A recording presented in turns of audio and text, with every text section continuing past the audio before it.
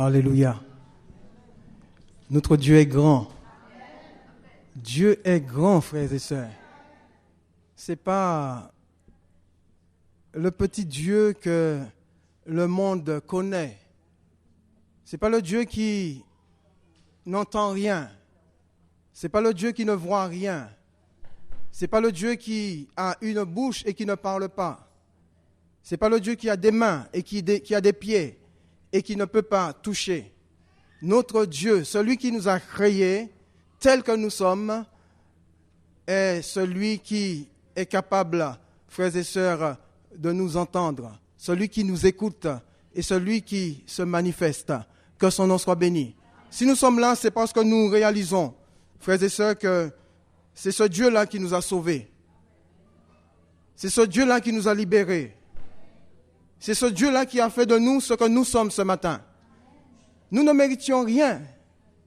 Et je crois que personne ne peut se lever ce matin et dire « Moi, je méritais que Dieu m'offre sa grâce.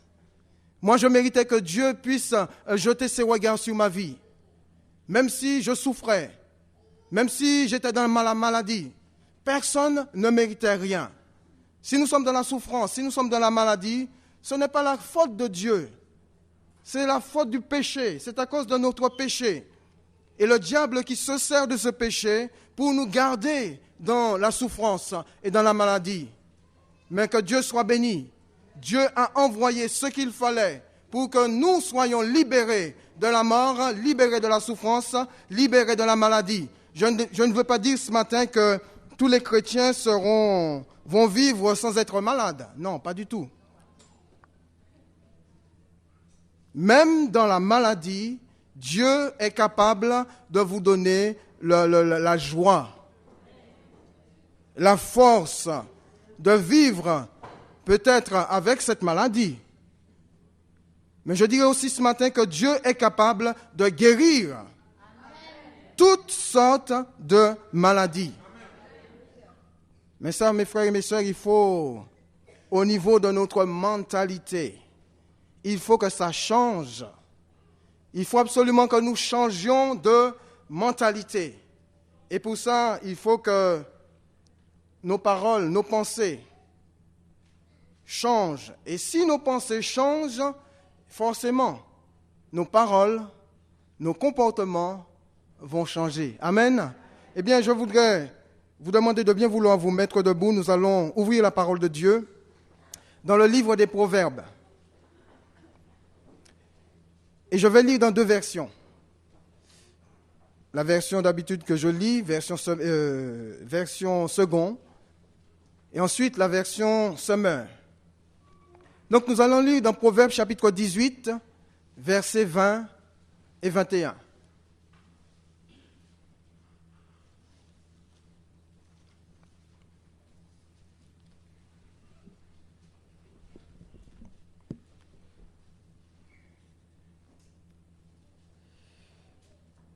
Dans la version seconde, il nous est dit « C'est du fruit de sa bouche que l'homme rassasie son corps. C'est du fruit de ses lèvres qu'il se rassasie.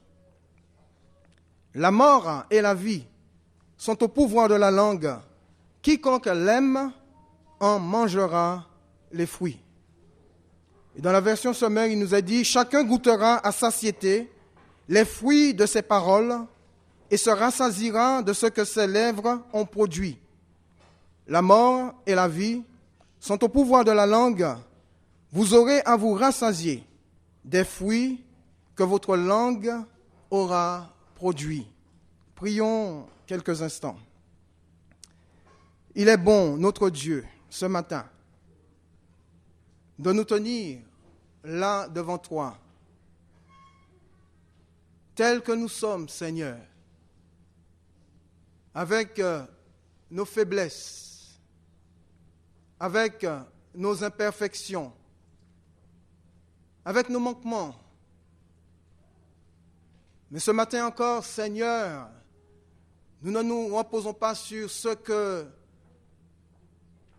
nous savons, ce que nous pensons, mais nous nous reposons, Seigneur, sur toi et sur ton esprit. Et nous te faisons pleinement confiance ce matin, parce que tu es digne de confiance. Notre Dieu, merci pour ce temps où nous avons élevé ton nom, où nous avons glorifié ton nom au travers de la louange, au travers de l'adoration. Nous avons fait monter cela vers toi comme un parfum d'une agréable odeur. Et certainement, Père, tu as pris plaisir. Maintenant que ta parole est ouverte, notre Dieu, nous te demandons de parler à nos cœurs. Que le Saint-Esprit ouvre notre intelligence afin que nous puissions comprendre, Seigneur, ta parole ce matin. Et aussi que nous puissions, Seigneur, la mettre en pratique. C'est dans le nom de Jésus que nous t'avons prié, notre Dieu. Sois béni. Amen. Vous pouvez vous asseoir. C'est du fruit de sa bouche que l'homme rassasie son corps, et c'est du produit de ses lèvres qu'il rassasie son être. Dans ce texte que nous avons lu, on se rend compte que Dieu va placer l'homme au milieu de cette parole. Au milieu de ce texte, l'homme est au centre de la parole de Dieu.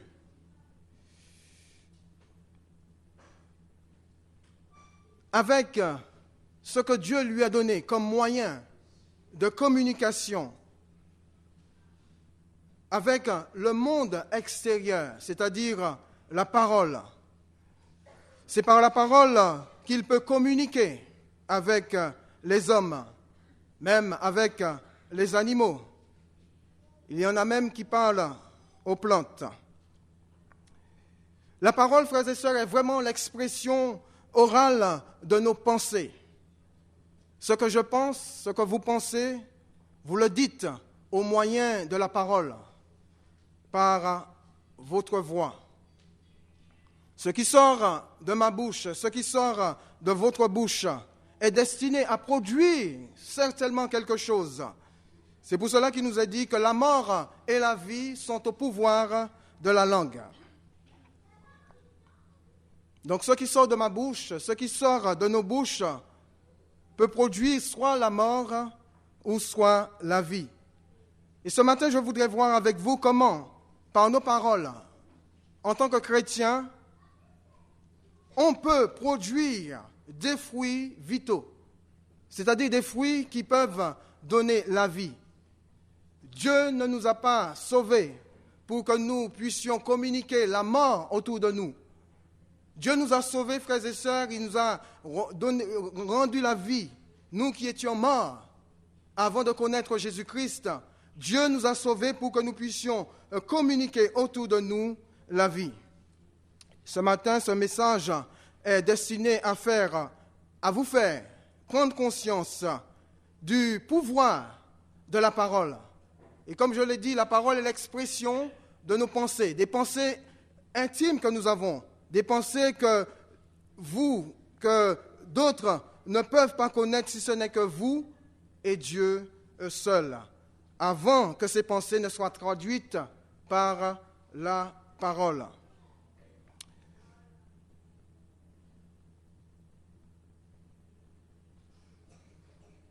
Pour que vos paroles produisent des fruits qui donnent la vie, je crois que premièrement, il faut être conscient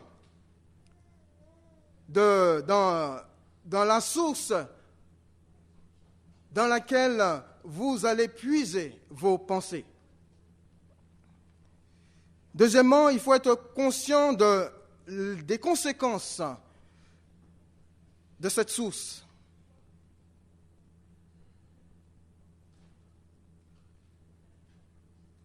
Et troisièmement, bien sûr, nous allons voir de quelle source il s'agit. Et troisièmement, un retour à la vraie source. Donc la source dans laquelle vous ou moi, nous puisons nos pensées, eh bien, je dirais que la première source est nous-mêmes. savez, des fois, des enfants vous posent certaines questions où il est difficile de répondre. Je ne sais pas si, pour vous qui êtes parents, si vos enfants vous ont déjà posé cette question en vous demandant, maman ou papa, avant que nous naissions, on était où? Ah, bonne question. On était où? Et si aujourd'hui on vous pose la question, mais avant que vous naissiez, vous étiez où? Des fois, ce n'est pas évident de répondre, de donner une réponse précise, claire à nos enfants. Mais je pense dès l'instant où nous pouvons répondre précisément et clairement, il ne faut pas priver l'enfant de cette possibilité d'avoir une vraie réponse. Parce que vous savez, lorsque vous privez un enfant d'une vraie réponse, qu'est-ce qui va se produire? Qu'est-ce qui va se passer? Eh bien, le monde va s'en charger. Le monde va lui donner des réponses qui, bien souvent,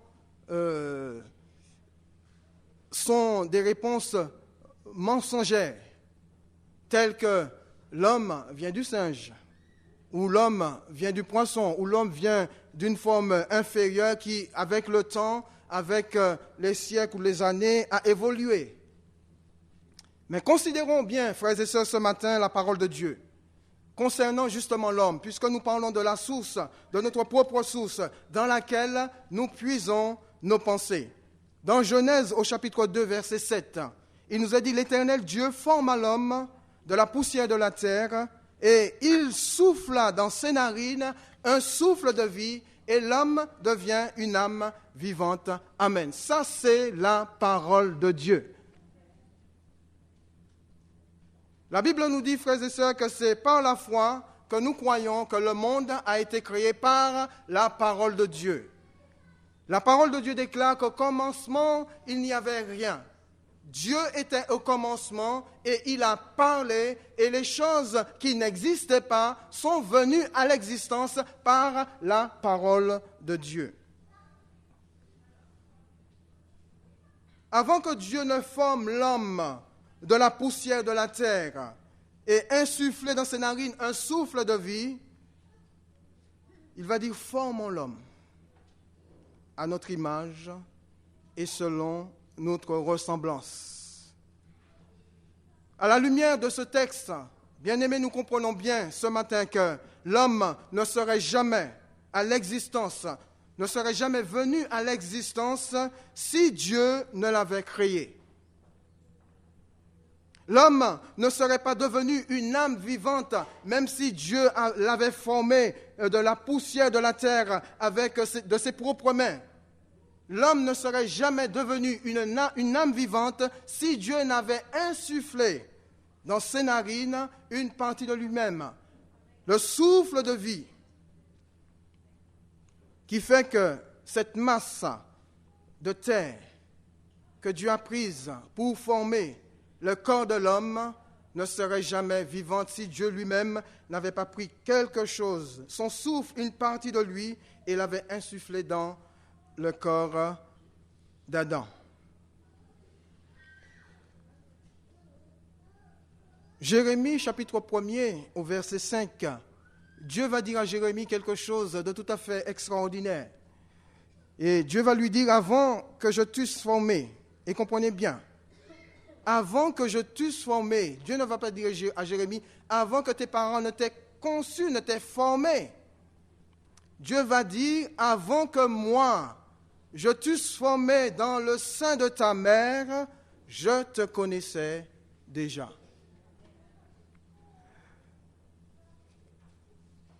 Jérémie n'était même pas encore conçu, formé dans le sein de sa mère, que Dieu lui dit qu'il le connaissait déjà. Mais comment Dieu peut-il connaître quelqu'un qui n'a même pas encore été formé?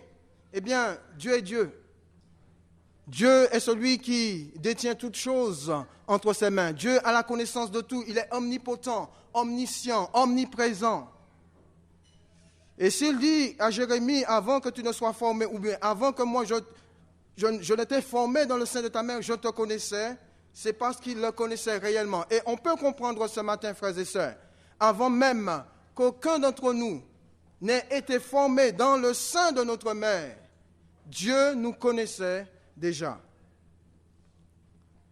Avant qu'Adam lui-même ne vienne à l'existence, Dieu le connaissait déjà. Et ce qui nous donne notre précieuse réponse ce matin, où j'étais avant que ma mère et mon père ne me conçoivent, ou avant que même Dieu ne me forme ou ne nous forme dans le sein maternel, eh bien, je suis convaincu qu'on était déjà dans la pensée de Dieu et dans le cœur de Dieu. Vous savez, frères et sœurs, avant que même Dieu ne puisse former Adam, il l'avait déjà dans sa pensée, il l'avait déjà dans son cœur. Et ce qu'il avait déjà en pensée, il va le concrétiser en prenant cette masse de terre et en formant le premier homme, en lui donnant la vie. Donc vous pouvez dire à vos enfants, lorsqu'ils vous posent ces questions, « Maman, j'étais où? Papa, j'étais où avant que je naisse ?» Eh bien, tu étais dans le cœur de Dieu, tu étais dans la pensée de Dieu.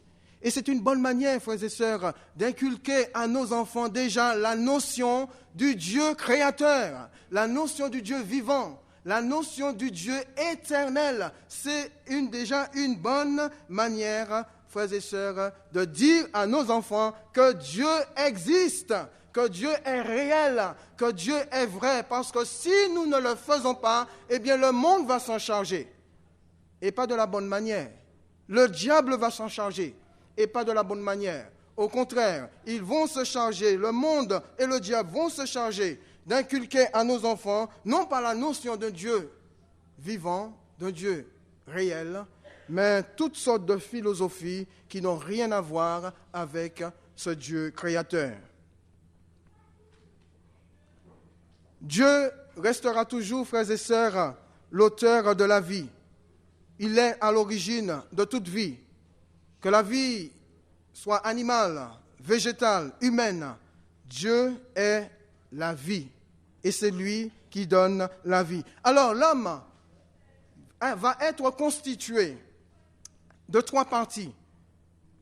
Premièrement, du corps que Dieu va former. Ensuite, de l'esprit qu'il va lui donner. Et troisièmement, de son âme. Le corps, cette partie matérielle qui va lui permettre de vivre dans un monde visible. L'âme, c'est cette partie immatérielle qui lui permet de prendre conscience de lui-même, qu'il existe.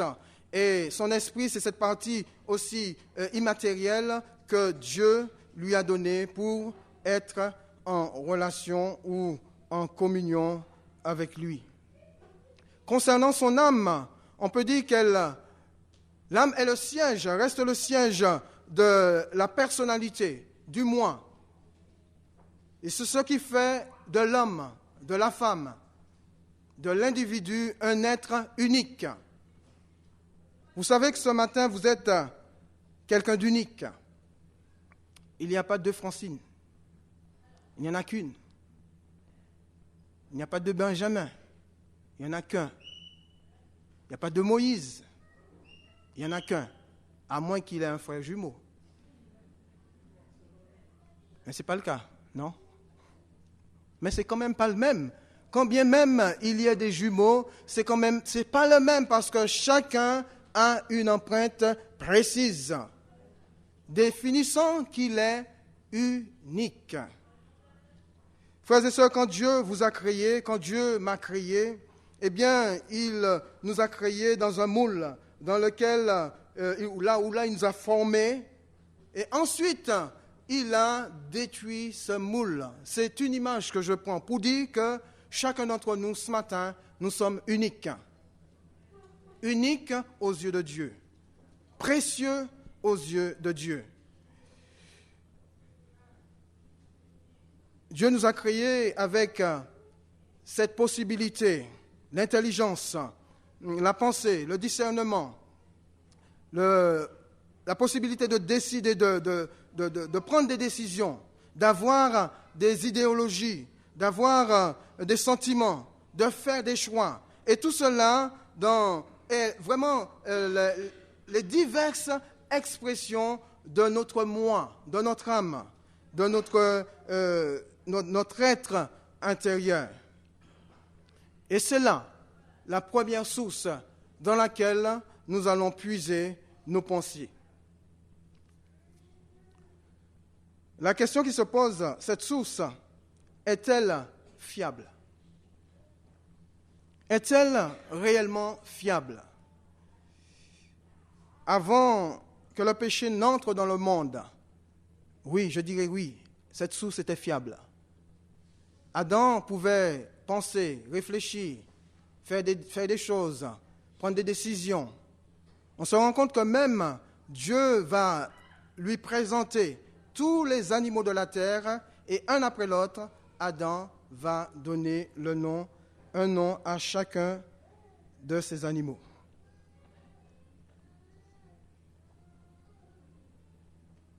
Mais lorsque le péché est entré dans le monde, cette source a été souillée, cette source a été salie.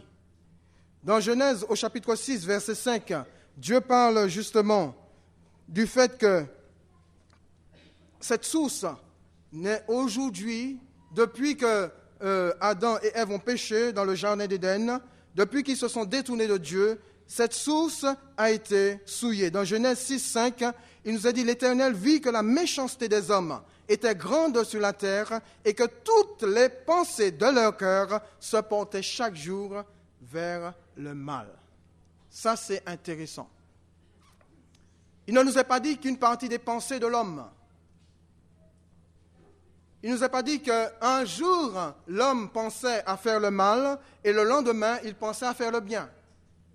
La Bible précise que toutes les pensées de l'homme se portaient chaque jour vers le mal. Aujourd'hui, les hommes réfléchissaient, pensaient à faire le mal. Demain, les hommes faisaient la même chose, pensaient, réfléchissaient à faire le mal. Ainsi de suite.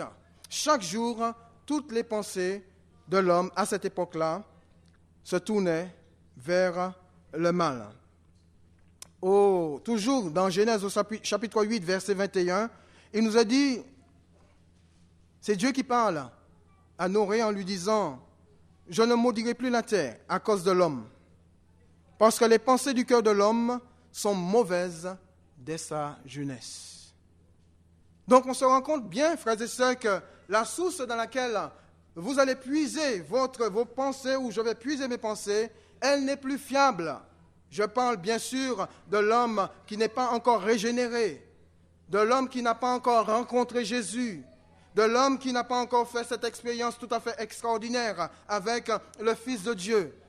Cette source est une source qui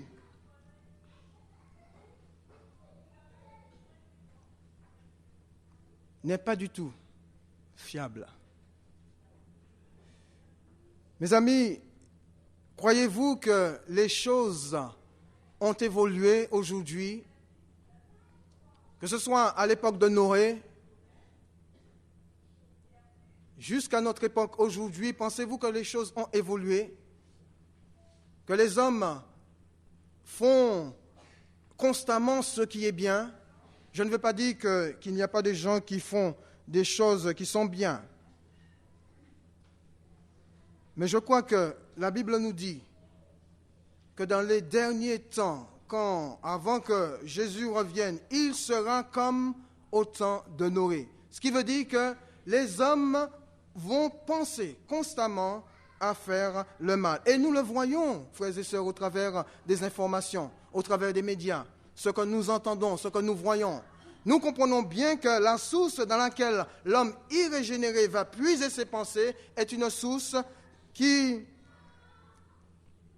n'est pas du tout fiable.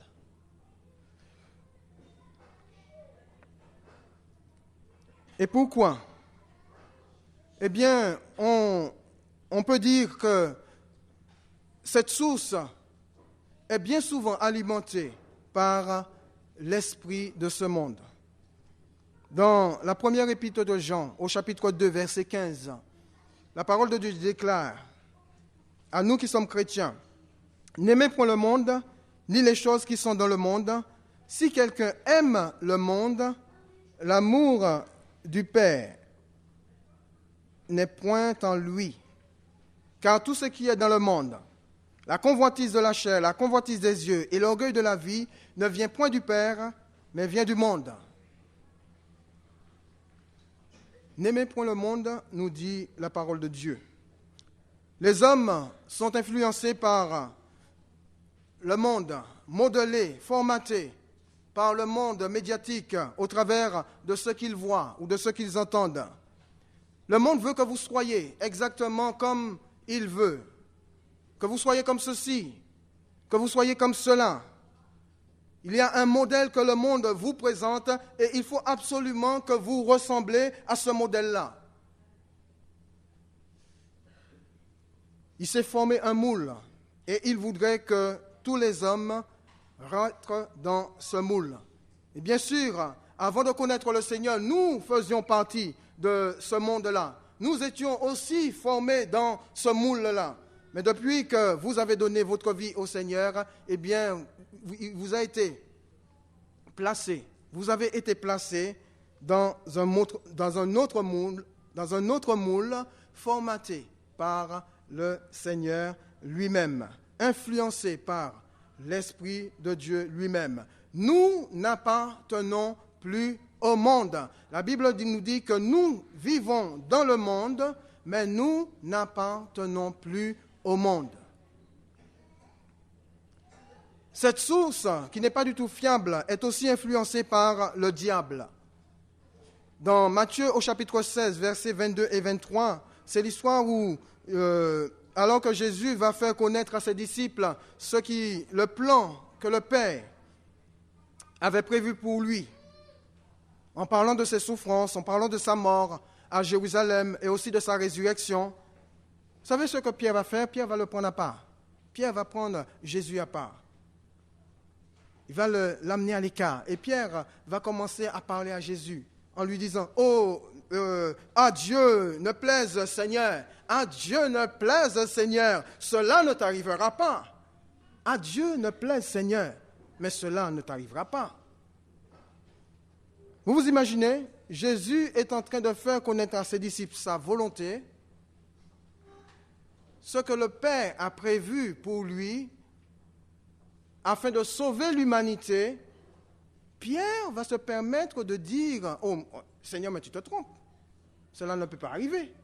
Tu ne vas pas mourir. Tu ne vas pas être rejeté. Tu ne vas pas être crucifié. Peut-être même tu ne vas pas être ressuscité. Ah, Dieu ne plaise, mais cela ne t'arrivera pas. » Qu'est-ce qui va se produire? Eh bien, la Bible nous dit que Jésus va se retourner et directement, il va s'adresser au diable. Directement, il va s'adresser au diable. « Arrière de moi, Satan. » Alors que c'est Pierre qui lui parlait. « Arrière de moi, Satan, tu mets en scandale. Car tes pensées, écoutez bien, car tes pensées ne sont pas les pensées de Dieu, mais celles des hommes. » Alors que Pierre parlait à Jésus, Pierre avait reçu une pensée de la part de l'adversaire, en pensant que cette pensée venait de lui-même. Et il va la traduire en parole en disant au Seigneur, « Mais Seigneur, ce n'est pas possible, tu ne vas pas mourir. » Et Dieu va s'adresser directement à Satan, qui avait insufflé cette pensée dans l'esprit ou dans le cœur de l'apôtre Pierre, afin de détourner Jésus de la volonté de son Père. Les pensées de Satan ne sont pas celles de Dieu, mais celles des hommes. Les pensées du diable n'ont rien à voir avec les pensées de Dieu, ni le royaume de Dieu. Le diable a la possibilité d'implanter dans le cœur ou dans l'esprit des gens des pensées, en essayant de leur faire croire que ces pensées viennent d'eux. Mais Jésus va discerner l'origine de cette pensée. Et Jésus va dénoncer cette source. Arrière de moi, Satan. Tes pensées ne sont pas les pensées de Dieu, mais celles des hommes. Vous savez, frères et sœurs, en tant qu'enfants de Dieu, nous devrions faire très attention car on peut être influencé par des esprits de séduction qui peuvent introduire, qui peuvent insuffler des pensées qui ne viennent pas du tout, ni du Saint-Esprit, ni de Dieu, ni de nous-mêmes, et nous faire comprendre que ces pensées-là nous appartiennent ou appartiennent au Saint-Esprit. Nous devrions discerner, comme le Seigneur, la source de toute pensée. Si c'est de la chair, frères et sœurs, il y a influence du monde, il y a aussi influence du diable. Et nous devrions rejeter toute pensée venant de la chair. Deuxième point, les conséquences d'une mauvaise source, puisque nous avons vu que la source dans laquelle nous puisons, l'homme puise ses pensées n'est pas fiable, eh bien nous allons voir en deuxième point les conséquences d'une mauvaise source. Le texte que nous avons lu déclare que c'est du fruit de sa bouche et de ses lèvres que l'homme va rassasier son corps. Donc on peut dire que tout ce que l'homme porte en tant que nourriture à ses lèvres, par ses mains, et que la bouche va accepter, sera un aliment pour son corps. Et il va se nourrir de cet aliment-là. Si l'aliment est avarié, il va être malade. S'il ne se lave pas les mains, il risque aussi d'être malade. D'où l'importance d'avoir une bonne alimentation, je dirais, sur le plan spirituel. Bien sûr, sur le plan physique aussi, mais sur le plan spirituel, avoir une très bonne alimentation. Le chrétien qui s'abreuve dans une source sale, qu'est-ce qui va se produire? Eh bien, il va se souiller. Dans Matthieu, au chapitre 15, versets 17 à 20, c'est l'histoire des pharisiens qui sont en train de dire à Jésus, mais pourquoi tes disciples ne sont pas en train de laver leurs mains pour manger, ne suivent pas la tradition des anciens? Parce qu'eux, ils se lavaient les mains avant de manger. Ce n'est pas une mauvaise chose. Mais ils avaient pris ça tellement à cœur en pensant que le fait de ne pas se laver les mains pouvait se souiller l'âme intérieure.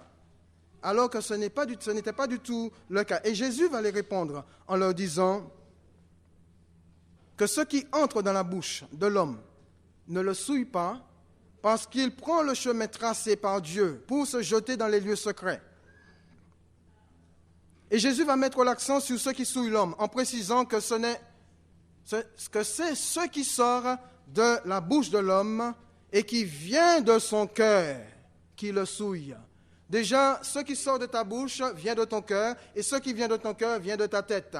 Déjà, avant toute chose, tu as des pensées qui descendent dans ton cœur et qui sortent en parole. Et la Bible nous dit que c'est cette trajectoire-là qui fait que l'homme est souillé. Ce n'est pas la trajectoire inverse.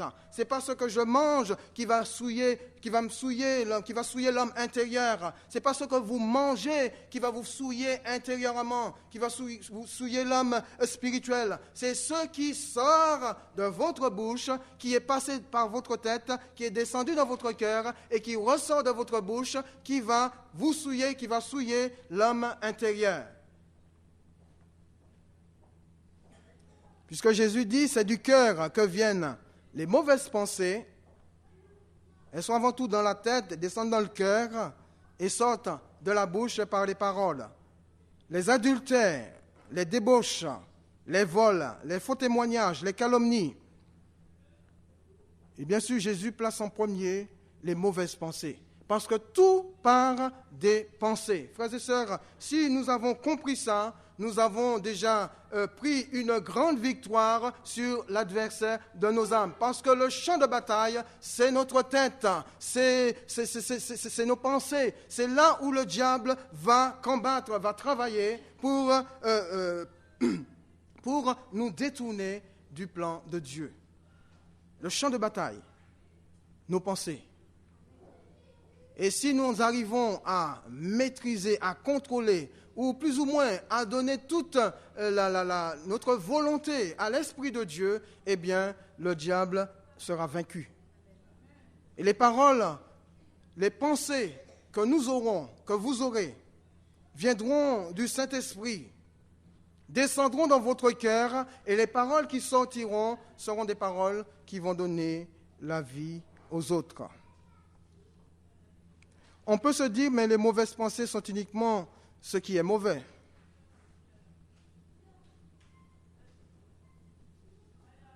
Ce n'est pas forcément vrai. En partie, c'est vrai. Ce qui est mauvais, effectivement, les pensées mauvaises sont... On peut dire que ce sont des choses mauvaises. Mais je dirais que tout ce qui vient de la chair est mauvais.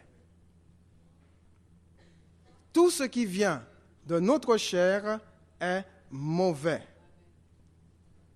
Tout ce qui vient de notre moi, de l'ancienne nature, est mauvais. Vous savez, c'est biblique ce que je suis en train de dire. Je ne suis pas en train de raconter autre chose, de vous apporter quelque chose d'autre. C'est ce que la parole de Dieu dit. Puisque Dieu nous dit que cette ancienne nature a été crucifiée. Si Dieu a voulu que cette ancienne nature soit crucifiée, soit ensevelie, il est évident que ce qui appartenait à cette ancienne nature est mauvaise. Dieu ne veut pas que nous puissions le suivre avec cette ancienne nature parce qu'elle est mauvaise. Et l'apôtre Paul le souligne dans Romains chapitre 7, verset 18, en disant que ce qui est bon n'habite pas en moi. C'est l'apôtre Paul qui le dit. Il était conscient que tout ce qui venait de sa chair était mauvais. Et c'est lui-même qui va déclarer que nous avons été crucifiés avec Christ en revêtant l'homme nouveau. La meilleure pensée, mon frère, ma soeur, que tu peux avoir et qui vient de la chair, peut-être pour toi, elle est bonne, elle est bien, peut-être pour les autres, elle est bonne, elle est bien, mais dès l'instant où elle vient de ton ancienne nature, de ta chair, pour Dieu, elle est mauvaise, parce qu'elle n'a pas droit de vie. Jésus n'est pas venu pour améliorer notre homme, je dirais, cette ancienne nature. Jésus n'est pas venu colmater les trous de cette ancienne nature. Jésus n'est pas venu coudre... non. Jésus est venu pour que cette ancienne nature soit crucifiée, qu'elle meure et qu'elle ne reprenne jamais vie.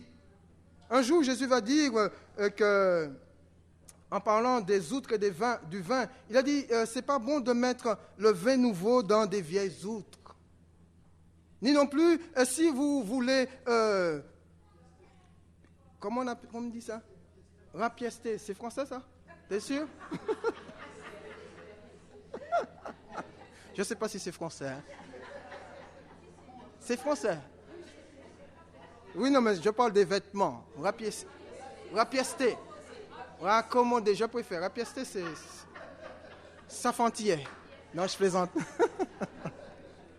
Raccommoder. Vous n'allez pas prendre un morceau de vêtement neuf pour mettre sur un vieux vêtement. Qu'est-ce qui va se produire? Frères et sœurs, bien le vêtement, il va se déchirer. Ça ne sert à rien de rapiester, je vais prendre ton terme. Ou de raccommoder un vêtement neuf avec un vieux vêtement avec un morceau neuf. Et ça ne sert à rien de mettre le vin nouveau dans des vieilles outres. Et ce qui va se produire, c'est que l'outre va se rompre et le vin nouveau va se perdre. Frères et sœurs, il est très, très, très important de comprendre ce matin que ma vieille nature, que ta vieille nature, elle est ensevelie, elle est crucifiée. Et lorsqu'elle essaye de remonter à la surface, je dois mettre mon pied dessus. et lui dit, non, non, non, pas toi. Toi, non, non. Tu as été crucifié, tu as été enseveli, et ce qui doit vivre maintenant, c'est l'Esprit de Dieu. C'est cette nouvelle nature, c'est cette nouvelle vie que Jésus lui-même nous a donnée. La chair a produit des fruits pour la mort à cause du venin, du serpent qui coulait dans cette ancienne nature, à cause du péché. Nous étions tous voués, frères et sœurs, à la perdition avant la venue du Seigneur dans notre vie. Les paroles que vous prononciez autrefois étaient des paroles qui amenaient la mort, étaient des paroles qui venaient de l'arbre dont le fruit donnait la mort. Votre langue était attachée à la mort parce que tout l'intérieur était infecté. C'est comme un malade qui est atteint du cancer et qui est au stade terminal. Il n'y a plus rien à faire sur le plan médical. Ce malade attend la mort. Eh bien, c'est exactement ce que nous étions, ce que moi j'étais, ce que vous étiez, avant que Christ ne vienne nous donner la vie. On était entièrement infectés et nous attendions la mort spirituelle. Mais que Dieu soit béni pour la venue de son Fils qui nous a, je dirais, vraiment redonné la vie.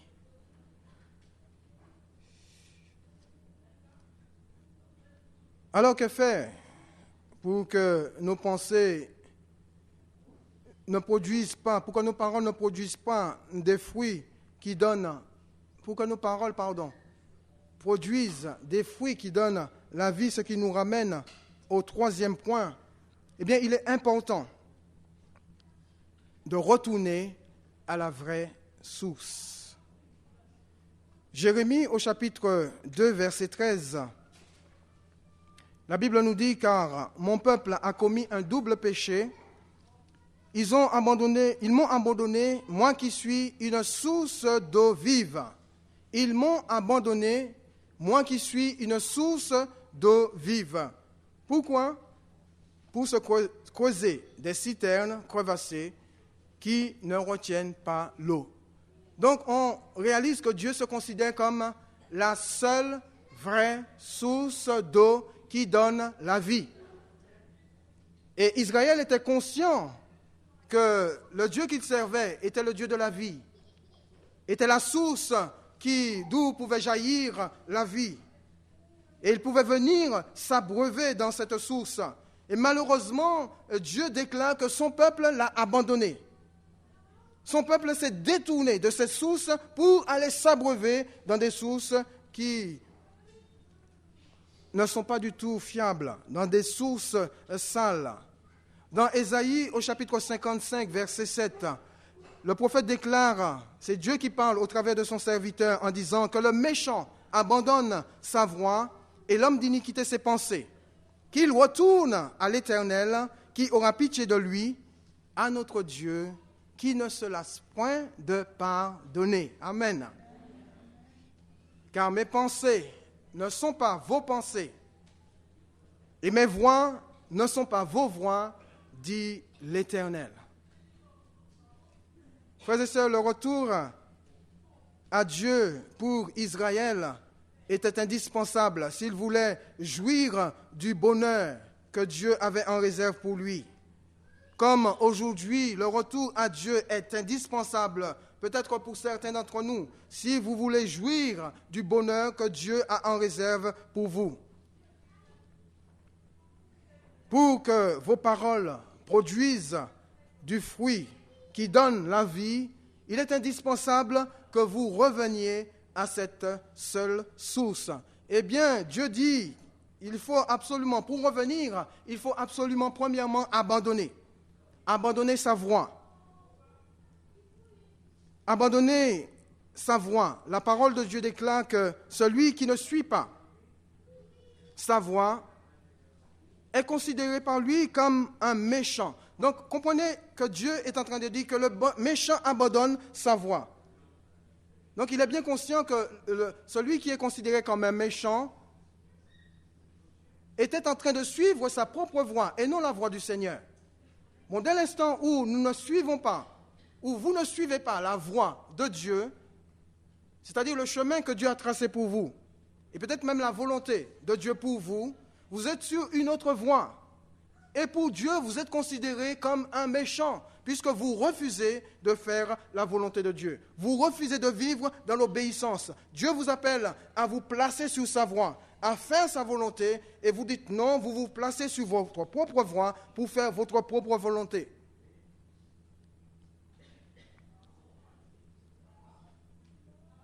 Quand bien même vous êtes quelqu'un de gentil, de sympa, eh bien pour Dieu, vous êtes considéré comme un méchant parce que dans votre cœur, il y a cet esprit de rébellion.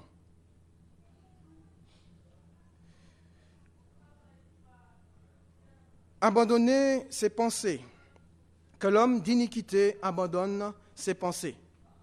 Si les voies et les pensées de Dieu ne sont pas celles des hommes, je conclus que l'homme aux pensées iniques est celui qui n'accepte pas les pensées de Dieu. L'homme aux pensées uniques est celui qui n'accepte pas les pensées de Dieu.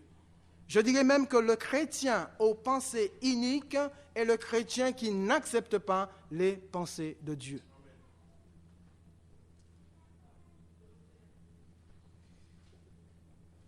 Il y avait parmi le peuple ceux qui ne voulaient pas du tout suivre la voie de Dieu, ni non plus accepter les pensées de Dieu. Et comment Dieu les considérait? Même si c'était des hommes les plus gentils, Dieu les considérait comme méchants et iniques. Ça n'a pas changé aujourd'hui, frères et sœurs. Nous avons la pensée de Dieu, nous avons la volonté de Dieu, nous avons la parole de Dieu, et Dieu nous a donné son esprit pour que nous ayons cette possibilité de suivre sa volonté, de suivre son chemin, d'accepter dans nos cœurs sa pensée. Et si nous le refusons, frères et sœurs, Dieu ne nous considérera pas comme des gens gentils, mais des gens méchants et iniques. D'où l'importance de ne pas rester dans cette attitude. Il y a possibilité de revenir à cette source et de demander pardon à Dieu parce que Dieu déclare qu'il est le Dieu qui ne cesse, qui ne se lasse pas de pardonner. Vous savez, frères et sœurs, nous, on est des humains. Hein? Donc, moi, je suis humain comme vous. On est chrétien, mais on vit toujours dans ce corps de péché. Quelquefois, on peut avoir du mal à pardonner. Et un jour, Pierre va demander au Seigneur, mais Seigneur, combien de fois devrais-je pardonner mon frère? Combien de fois, Seigneur, est-ce que c'est une fois, est-ce que c'est 2 fois, est-ce que c'est 7 fois? Jésus va lui dire, non, autant de fois. Autant de fois qu'il est possible, tu dois pardonner à ton frère. Si je viens à vous et que à plusieurs reprises, je vous ai peut-être, j'ai fait quelque chose qui ne vous a pas plu, mais à chaque fois, vous devriez me pardonner. Non, mais c'est pas moi qui le dis. Hein. Ça, c'est la parole de Dieu. Mais attention, je ne vais pas me servir de la parole de Dieu pour dire que parce que Jésus a dit, il faudrait que vous me pardonniez à chaque fois, que je vais me permettre de vous faire du mal à chaque fois pour que vous puissiez me pardonner. Là, je suis abominable devant Dieu. Vous comprenez ce que je veux dire? Mais autant de fois que vous m'avez fait mal, j'ai le devoir de vous pardonner. Et pas un pardon qui vient, mais je te pardonne, mais non, il n'y a pas de mais. Le mais, on le met à côté. Je te pardonne, point, c'est tout. Il n'y a pas de mais. Le vrai pardon, c'est sans mais. Le mets, on le mange. Donc, important, frères et sœurs, l'esprit de pardon au milieu du peuple de Dieu. Important de se pardonner les uns les autres. Jésus dit dans Matthieu chapitre 9, verset 6, « Or, afin que vous sachiez que le Fils de l'homme a le pouvoir de pardonner les péchés. » Jésus a sur la terre le pouvoir de pardonner les péchés.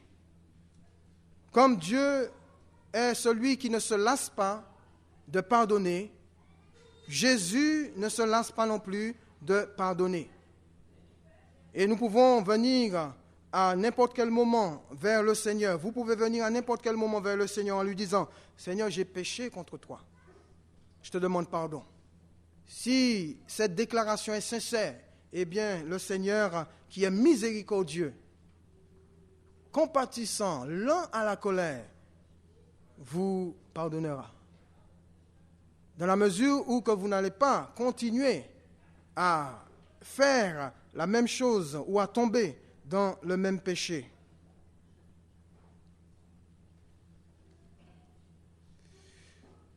Dans le livre des Actes, au chapitre 8, verset 22,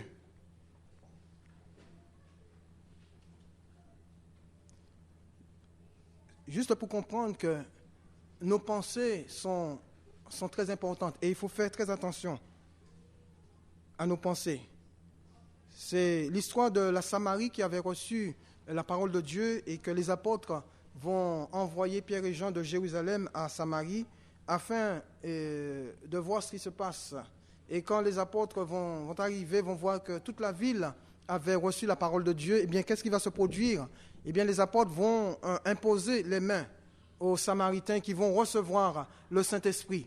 Ils vont parler en langue et là, Simon, qui était un magicien et qui avait vu que le Saint-Esprit, le don du Saint-Esprit, avait été donné aux Samaritains par l'imposition des mains, eh bien, qu'est-ce qu'il va faire? Il va offrir de l'argent aux apôtres en leur disant, mais donnez-moi le pouvoir d'imposer les mains à ceux qui ont cru afin qu'ils reçoivent le Saint-Esprit. Ça, c'est déjà une pensée qu'il avait reçue. Cette pensée-là descendue dans son cœur. Et il va traduire cette pensée par une parole. Mais la source dans laquelle il avait puisé cette pensée, est-ce qu'elle était de lui-même ou de l'adversaire? Parce que les choses de Dieu, frères et sœurs, ne s'achètent pas. La Bible nous dit, et nous l'avons lu, que les pensées du diable ne sont pas celles de Dieu. Comment Simon peut-il comprendre que nous pouvons acheter les choses divines? Et que va dire l'apôtre Pierre? Qu'est-ce que Pierre va lui dire? Que ton argent périsse avec toi, puisque tu as cru que l'on pouvait acheter les choses divines. Et l'apôtre Pierre l'appelle à se repentir de sa méchanceté et de prier le Seigneur pour que la pensée de son cœur lui soit pardonnée s'il était possible. Pour que la pensée de son cœur lui soit pardonnée s'il était possible.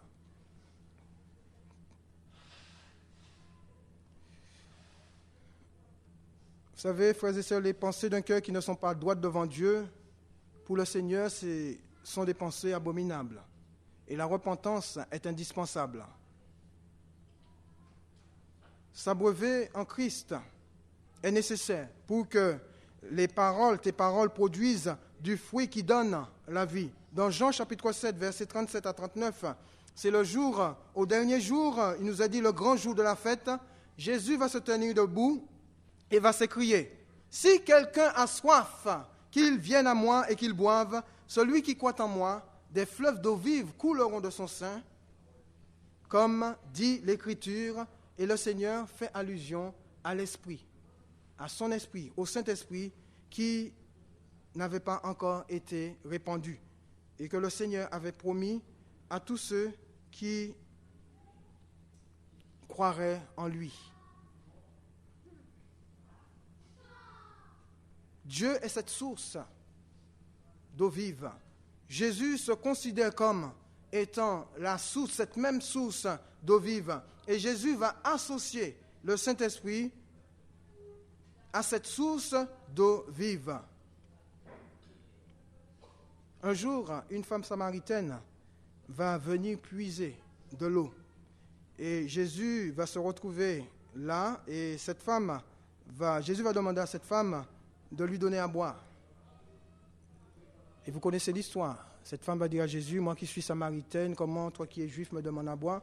Jésus va lui dire, mais si tu savais qui je suis, si tu connaissais le nom de Dieu. Jésus va lui faire comprendre que l'eau que tu es en train de puiser va se terminer, va se tarir. Tu auras toujours soif, tu auras toujours envie de revenir à cette eau.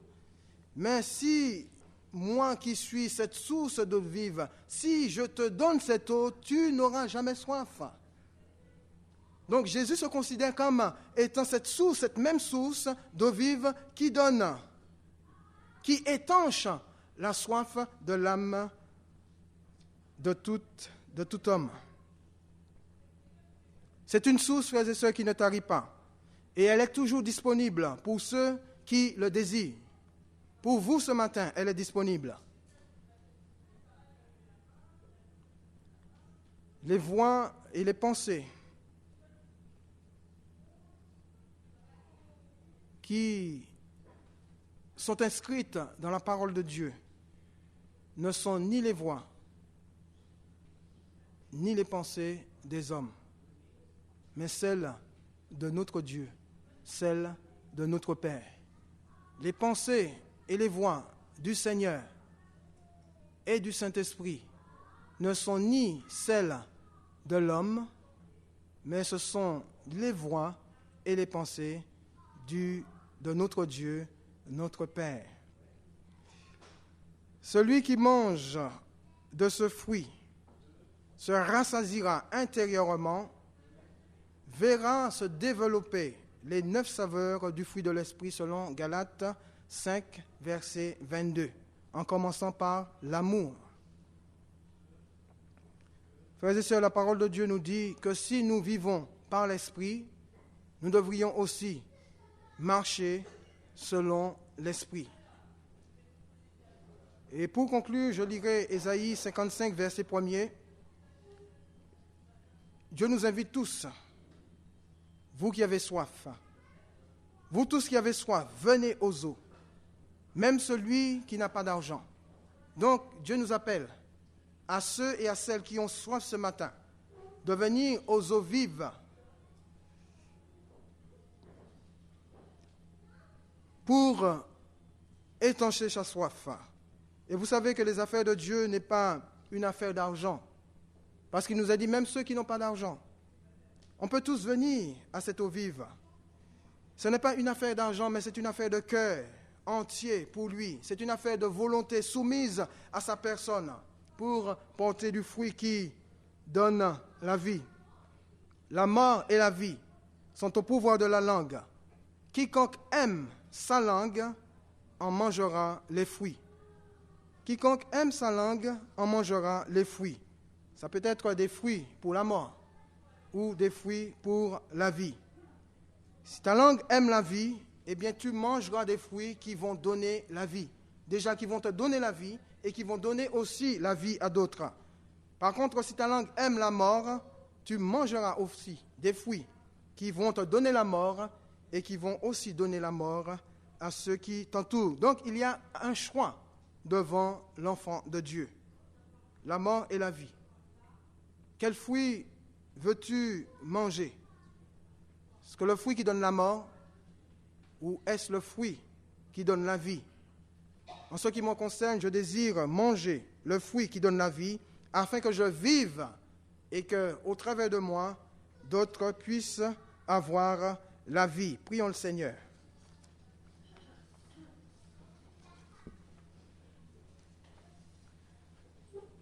Seigneur, merci pour ta parole. Tu déclares, Seigneur, que tu es la source d'eau vive, celle dans laquelle nous sommes appelés à nous abreuver. Je bénis ton nom, Seigneur, parce que je sais que, mon Dieu, tu désires désaltérer chacun d'entre nous ce matin. Cette source, elle est présente au milieu de nous. Et tu désires donner, Seigneur, à boire à ceux et à celles qui ont soif. Père, tel que nous sommes, nous venons à toi. En ce qui me concerne, j'ai soif de toi, j'ai soif de ta présence. Et je désire, Seigneur, m'abreuver dans cette source. Je prie, Seigneur, que tu m'aides à me détourner de toute autre source pour que je puisse me concentrer sur toi, qui est cette source d'eau vive. Je prie pour chacun de mes frères et de mes sœurs, afin qu'il en soit de même. Seigneur, sois béni. Détourne chacun d'entre nous, Seigneur, de toute source sale. Et que nos cœurs, nos pensées, Seigneur, se tournent vers cette seule source d'eau vive dont tu as l'origine. Père, sois béni dans le nom de Jésus. Amen.